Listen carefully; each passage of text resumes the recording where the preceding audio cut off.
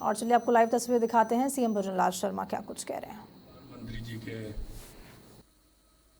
किसान सशक्तिकरण के इस कार्यक्रम में पीएम धन धान्य कृषि योजना एवं दलहन मिशन आदि के शुभारंभ पर आज के इस कार्यक्रम में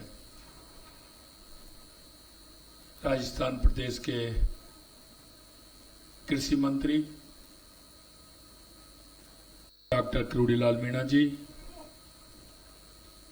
माननीय सांसद जयपुर ग्रामीण श्री राव राजेंद्र जी, माननीय सांसद जयपुर श्रीमती मंजू शर्मा जी, प्रमुख शासन सचिव कृषि विभाग वैभव गैलरिया जी, सचिव रजिस्ट्रार सहकारिता विभाग मंजू राजपाल जी, आयुक्त कृषि एवं उद्यानिकी सुरेश ओला जी, मेरे सामने बैठे सभी किसान भाइयों और आज के इस कार्यक्रम में पंचायत समिति इस तरह के ग्राम पंचायत तक के जुड़े सभी मेरे धरती पुत्र किसान भाई और बहनों, सबसे पहले तो मैं आप सभी का बहुत बहुत स्वागत करता हूं, अभिनंदन करता हूं कि आज पूरे देश के अंदर देश के यशस्वी प्रधानमंत्री नरेंद्र मोदी जी किसानों को एक नई सौगात देने जा रहे हैं।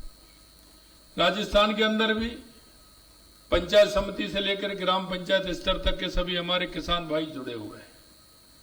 मैं उनका भी स्वागत करता हूं, उनका सभी का अभिनंदन करता हूं। आज यशस्वी प्रधानमंत्री नरेंद्र मोदी जी ने धन धान्य कृषि योजना, दलहन मिशन और अन्य महत्वपूर्ण योजनाओं का शुभारंभ कर देश की कृषि व्यवस्था में एक नए युग का प्रारंभ किया है।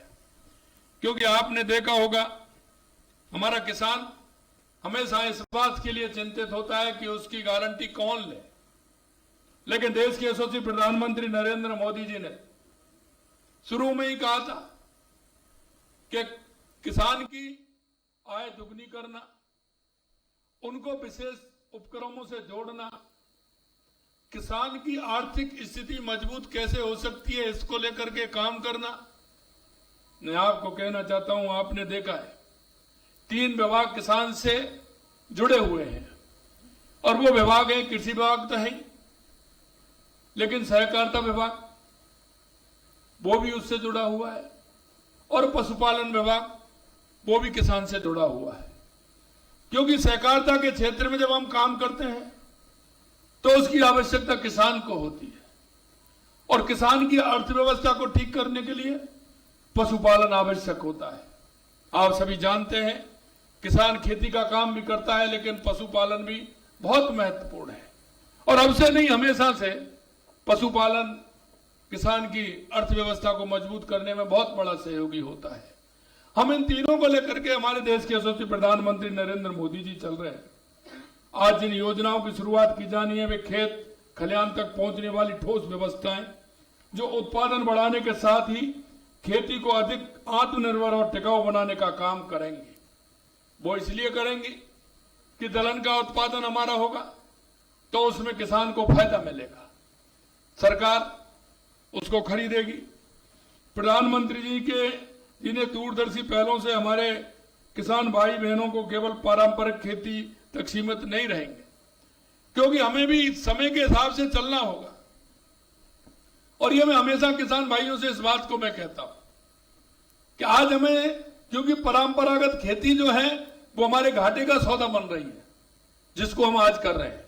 आज हमें किस आवश्यकता के हिसाब से हमें जमीन को जांच करके उसमें कौन सी फसल हमको बोनी है, नई फसल के माध्यम से हमें अधिक उत्पादन कैसे लेना है, किसान की आर्थिक स्थिति कैसे मजबूत हो।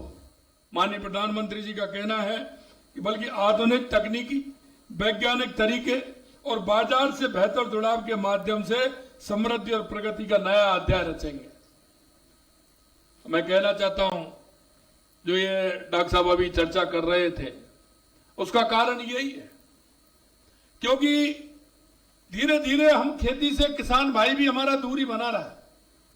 किसान भाई दूरी इसलिए बना रहा है क्योंकि अगर खेती को करता है तो उसमें उसकी आजीविका पूरी नहीं हो पाती है। लेकिन हम ये कहना चाहते हैं कि किसान वहीं उसी स्थान पर वो कैसे आर्थिक दृष्टि से मजबूत हो सकता है। देश के यशस्वी प्रधानमंत्री नरेंद्र मोदी जी को वो चाहते हैं कि किसान हमारा किसी भी तरह से मजबूत स्थिति में आए। और आप देख रहे हैं कि लगातार कृषि के क्षेत्र में नए कृषि क्रांतिकारी और महत्वपूर्ण कार्य हो रहे हैं। और माननीय प्रधानमंत्री जी ने जब देश की कमान संभाली थी, उन्होंने किसानों को प्राथमिकता के केंद्र में रखा है। क्योंकि आपने देखा है कि जैसे ही दूसरा कार्यकाल हमारा आया था और पहले दिन जब वो प्रधानमंत्री कार्यालय में गए थे, उनका पहला साइन किसान के हित में हुआ था कि हम इसको योजना को आगे रखेंगे। उस क्षेत्र में उन्होंने काम किया। आप समझ सकते हैं कि माननीय यशस्वी प्रधानमंत्री नरेंद्र मोदी जी किसान के प्रति, उसकी आय के प्रति और उसके आर्थिक जीवन में सुधार लाने के प्रति कितने सजगता से काम कर रहे हैं। मैं कहना चाहता हूं, हमेशा देश के यशस्वी प्रधानमंत्री नरेंद्र मोदी जी के मन में किसान हमारा कैसे आगे बढ़े, किसान हमारा कैसे विकसित हो, किसान की उन्नति कैसे हो, इस पर काम करते हैं। मैं आपको यही कहना चाहता हूं, उन्होंने स्पष्ट मानना है कि यदि देश को आत्मनिर्भर और समृद्ध बनाना है तो हम अपने अन्नदाता को सशक्त बनाना है। हम हमारे अन्नदाता को सशक्त बनाएंगे तो हमारा देश निश्चित रूप से आत्मनिर्भर बनेगा। प्रधानमंत्री जी ने किसान की आय दुगनी करने का संकल्प लिया, उस दिशा में ठोस कदम उठाए हैं। पीएम किसान सम्मान निधि के माध्यम से करोड़ों किसानों को आर्थिक सहायता पहुंचाई जा रही है। मजबूत डिजिटल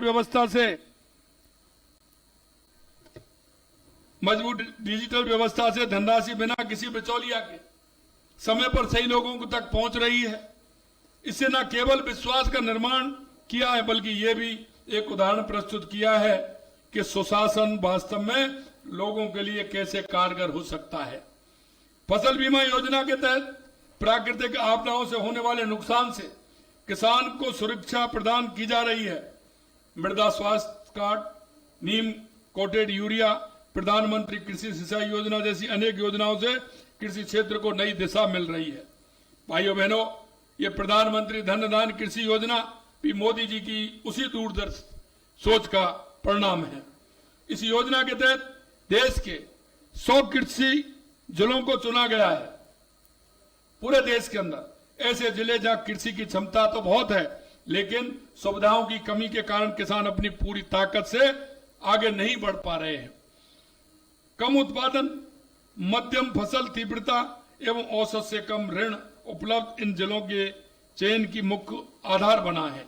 और हमारे लिए गर्व की बात है कि 100 जिलों में से 8 जिले हमारे राजस्थान के हैं।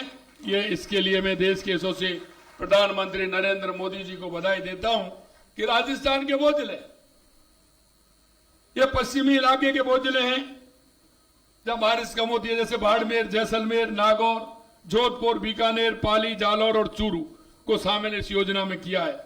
इस योजना का उद्देश्य केवल उत्पादन बढ़ाना ही नहीं, बल्कि फसल विविधीकरण, सिंचाई सुविधाओं में सुधार, भंडार क्षमता में वृद्धि, किसानों को आसान ऋण उपलब्ध कराना हमारी इसमें प्राथमिकता है। इसके लिए कृषि, पशुपालन, डेयरी, मत्स्य सहकारिता, खाद्य प्रसंस्करण, ग्रामीण विकास, जल साधन समिति 11 विभागों को इसमें जोड़ा गया है। इसमें सिंचाई का विस्तार कैसे हो, इसके लिए इस योजना का पहला लक्ष्य सिंचाई का विस्तार, हर खेत को पानी का जो सपना प्रधानमंत्री जी ने देखा है, ये योजना उसे साकार करने की दिशा में काम कर रही है। और आपने देखा है कि जब से हमारी सरकार आई है, लगातार पानी के क्षेत्र में हमारी सरकार काम कर रही है। चाहे वो राम जल सेतु योजना हो, यमुना समझौता हो, इंदिरा गांधी गंगा नहर की योजना के माध्यम से किसान को ज्यादा से ज्यादा पानी लाना हो, या नर्मदा की सिंचाई प्रणाली को आगे बढ़ाना हो, या हमारी माही डैम की योजना को आगे बढ़ाते हुए सोम कमलाम से हमारे पाली, जालौर, सिरोही को पानी देने की बात हो। हमने राजस्थान के हर जिले को किस तरह से पानी मिल सकता है, इस पर लगातार हमारी सरकार काम कर रही है। और किसान की आवश्यकता होती है बिजली के लिए, तो लगातार हमने कहा है कि 2027 तक हम किसान को दिन में बिजली देंगे। उसके क्षेत्र में माननीय प्रधानमंत्री जी के नेतृत्व में हमारी सरकार काम कर रही है। आपने देखा है लगभग हम 22 जिलों में अभी दिन में बिजली देने का काम हमने पूरा किया है, जो 22 जिलों में किसान को दिन में बिजली दे रहे हैं। यही नहीं, हम चाहते हैं पीएम कुसुम योजना के माध्यम से किसान हमारा अन्नदाता तो है, लेकिन धीरे धीरे हमारा किसान ऊर्जा दाता भी बन रहा है, जिससे उससे आर्थिक मजबूती प्रदान कर सके। लगातार किसान के लिए हमारी सरकार काम कर रही है। छोटे किसानों को सूक्ष्म सिंचाई यानी ड्रिप स्प्रिंकलर की सुविधा मिलेगी तथा परंपरागत जलाशयों को पुनर्जीवन से सिंचित क्षेत्र का विकास होगा। हमारे प्रदेश में अब तक 23 लाख हेक्टेयर क्षेत्र में सूक्ष्म सिंचाई संयंत्र स्थापित किए जा चुके हैं। ये हमारा लक्ष्य है। आने वाले वर्षों में संपूर्ण सिंचाई क्षेत्र में ड्रिप इरिगेशन स्थापित किए जाएंगे। साथ ही किसानों को खेती में वर्षा जल का संचयन सुनिश्चित करने के लिए 35,365 फार्म पाउंड बनाए जा चुके हैं, जिनमें करीब 307 करोड़ रुपए का अनुदान दिया गया है। और आपने देखा है हमारी सरकार ने पिछले साल के अंदर जो हमारे बांध थे, तालाब थे, सरोवर थे, जिनको सबको ठीक करने का काम किया है, जिससे उनमें अगर पानी रहेगा तो हमारे किसान के लिए जमीन में पानी जाएगा, वाटर लेवल बढ़ेगा, तो उसके लिए भी हम काम कर रहे हैं। हमने 40,000 गांव की सूची बनाई, तो बारिश के समय में पानी बह करके जाता है, वाटर हार्वेस्टिंग सिस्टम उसमें लगे, जल संचय उसमें हो, तो जमीन में पानी जाएगा तो वो किसान उस पानी को अपनी सिंचाई के लिए उपलब्धता उसको हो सकती है। इसके लिए लगातार कर्म भूमि से मातृभूमि योजना तो देश के यशस्वी प्रधानमंत्री नरेंद्र मोदी जी के नेतृत्व में जो चल रही है, उसमें आपने देखा होगा हमने 40,000 गांवों को उसमें सम्मिलित किया है और 10,000 से ज्यादा हमारे इस तरह के ट्यूबवेल लग चुके हैं और आगे आने वाले समय में लगातार वो लगने वाले हैं, जिससे कि पानी जो बारिश का है वो हमारा गांव से निकल करके नाले में, नाले से नदी में, नदी से आगे निकल जाए, समुद्र में पहुंच जाए। उसको किस तरह से हम पानी को रोकते हुए हमारे किसान को वो मजबूती प्रदान कर सकता है, किसान को पानी मिल सकता है, इसके लिए भी हम काम कर रहे हैं। राज्य में विभिन्न जिलों में 7,903 डिग्गियां, 98,753 पाइपलाइन इकाइयां स्थापित की गई, जिनमें 400 करोड़ रुपए से अधिक व्यय किए गए हैं। मैंने बताया राम जल सेतु योजना, पार्वती काली सिंध ईस्टर्न कैनाल के माध्यम से ये काम कर रहे हैं। और मैं ये भी कहना चाहता हूं कि आपको भी आधुनिक तरीके से, वैज्ञानिक तरीके से खेती में बदलाव लाना होगा। इसके लिए कृषि उत्पादन तभी बढ़ेगा जब किसान को सही बीज, सही तकनीक और सही सलाह मिले। इसके लिए लगातार हमारे कृषि विभाग के अधिकारी आपके पास जाते हैं, लगातार आप देखते हैं कि उसमें सिंचाई कितनी आवश्यकता है, यह भी बताते हैं, उसमें हमें खाद कितना देना है, यह भी आवश्यकता है। मैं किसान भाइयों से कहना चाहता हूं, क्योंकि किसान की आदत में यह है कि हम ज्यादा अगर खाद डालेंगे तो हमारी पैदा ज्यादा होगी, उससे पैदा ज्यादा नहीं होती है। आप एक दिन कितना भी भोजन कर लीजिए और जितना आप भोजन करेंगे वो उतना ही करना है जितना आपको उसको पाचन शक्ति ठीक तरह से काम कर सकती है। अति की तो वो सभी चीज खराब होती है, चाहे कोई भी हो, लेकिन किसान के मन में जिस तरह से खाद का उपयोग ज्यादा मात्रा में करता है, उससे हमारी कृषि खराब होती है, हमारी जमीन खराब होती है।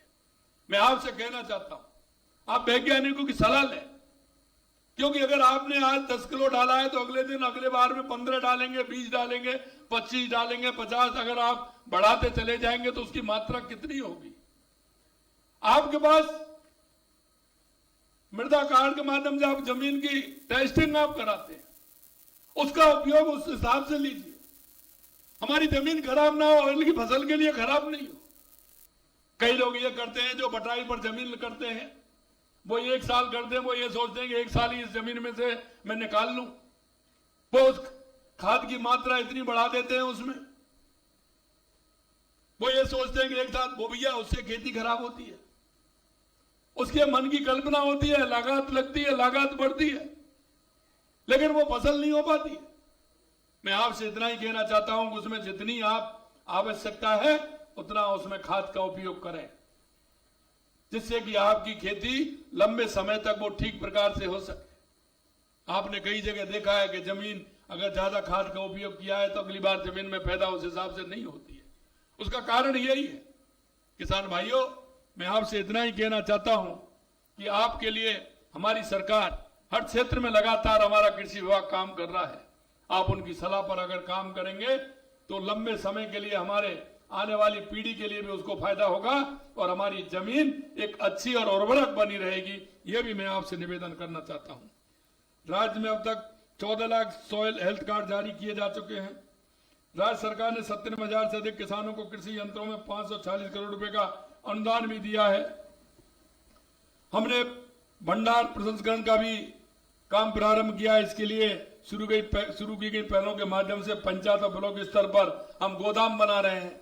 गोदाम में भी हमने छूट दी है। पहले आवश्यकता थी उसमें कन्वर्जन कराने की, उसमें भी हमने छूट दी है। कोल्ड स्टोरेज साइलों पैकिंग यूनिट आदि बनाए जाएंगे। मैं भाइयों आपसे इतना कहना चाहता हूं, दलहन पैदा कौन करता है? दलहन पैदा कौन करता है? तिलहन पैदा कौन करता है?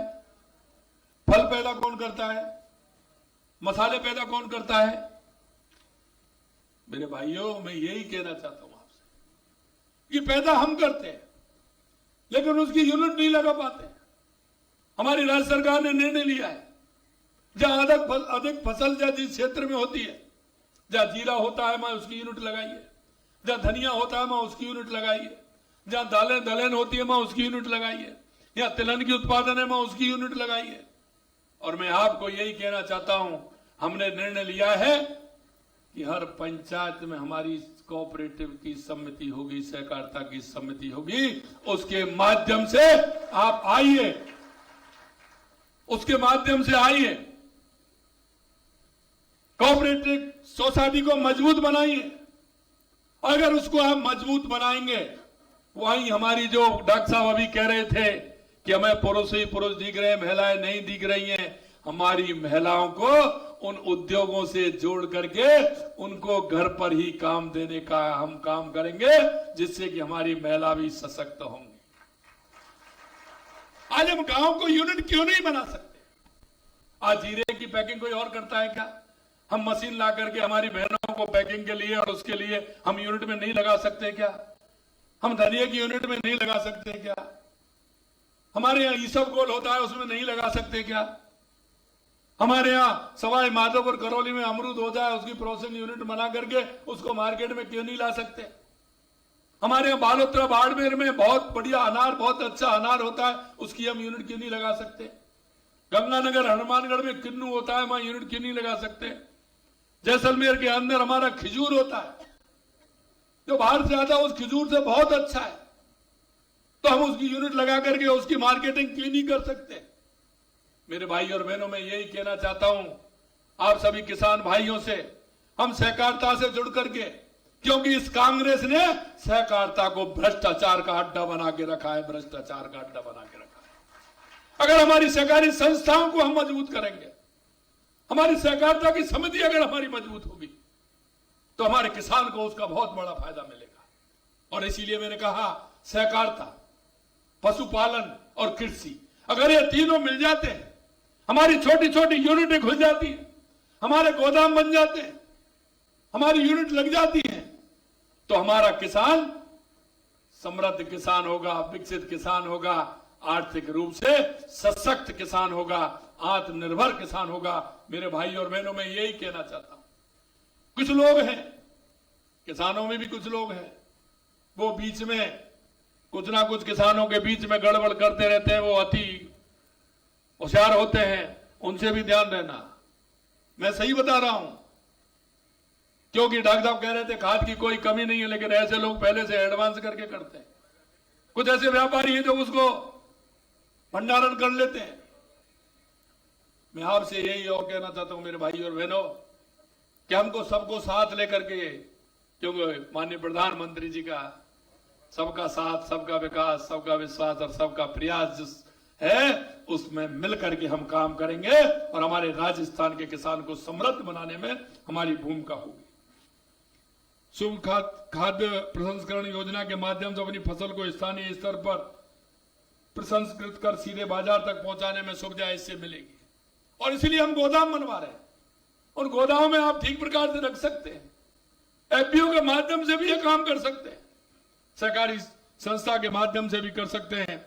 हम किसान को सस्ता ऋण और बीमा भी करवा रहे हैं।